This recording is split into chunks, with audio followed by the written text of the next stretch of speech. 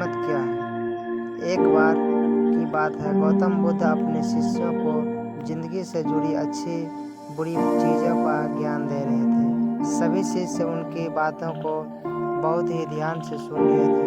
उन सभी में से एक शिष्य ऐसा था जिसे प्रश्न पूछने की बहुत आदत थी। वो उठकर गौतम बुद्ध के पास गया और उनसे बोला, आप हमें जिंदगी के बारे में जो कुछ बता रहे हैं उस सब का क्या फ़ायदा है, क्योंकि हम में से बहुत ऐसे हैं जिसको ये भी नहीं पता कि हमारे जीवन का मूल्य क्या है और ये जीवन हमारे लिए कितना कीमती है। पहले आप हमें ये बताएं कि इस जीवन का मूल्य क्या है। अपने शिष्य की बात सुनकर गौतम बुद्ध अपने कक्ष में गए और एक चमकता हुआ पत्थर का टुकड़ा लेकर आए। वो टुकड़ा अपने शिष्य को दे दिया और बोले, मैं तुम्हें इस जीवन के बारे में तब बताऊंगा जब तुम इस पत्थर का सही मूल्य पता लगा कर आओगे। साथ ही ये ध्यान रखना कि तुम्हें ये पत्थर का टुकड़ा किसी को बेचना नहीं है। गौतम बुद्ध की बात मानकर वो शिष्य बाजार की तरफ चला गया। बाजार में सबसे पहले उसकी नज़र एक सब फल बेचने वाले पर पड़ी और उसने वो पत्थर उस फल वाले को दिखाया और बोला, इस पत्थर के बदले आप मुझे कितने फल दे सकते हो। फल वाला बोला, ये पत्थर कुछ खास तो नहीं है, लेकिन फिर भी इसके बदले मैं तुम्हें 10 केले दे सकता हूँ।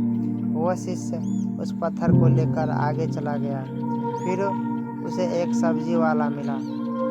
शिष्य ने उस सब्जी वाले से उस पत्थर की कीमत पूछी।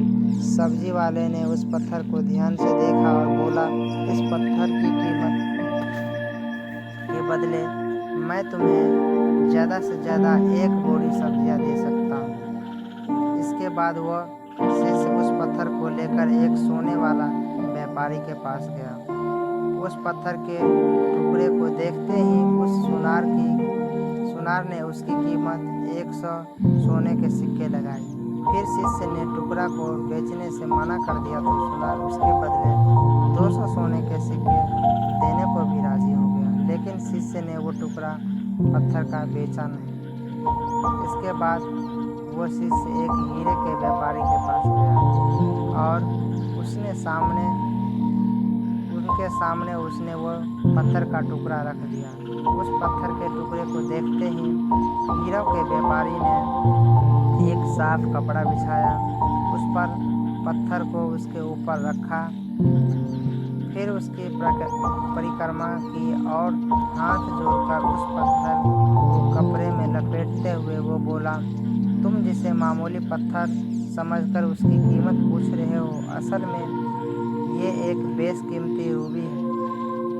ऐसा रूबी हर किसी को नहीं मिलता। मैं अगर अपना सब कुछ भी बेच दूँ तो इसकी कीमत नहीं चुका सकता। उस व्यापारी की बात सुनकर वो शिष्य हैरान हो गया। वो दौड़ा सीधा बुद्ध के पास आया और उसने जो कुछ भी बाजार में हुआ था उसके साथ वह सारी बात ने बुद्ध को कह सुनाया। उसकी अचरज भरी बातों से गौतम बुद्ध बोले, तुम्हारे जीवन का सवाल इस रूबी की कीमत में ही छिपा है। हमारा जीवन भी एक रूबी है। रूबी की तरह ये भी बेशकीमती है, लेकिन हम इस बात को हमेशा नज़रअंदाज करते हैं और अपने जीवन का मूल्य नहीं समझते। हम दूसरों को देखकर और उसके जैसा जीवन जीने की कोशिश करते हैं, अपने जीवन की कीमत को कम कर देते हैं।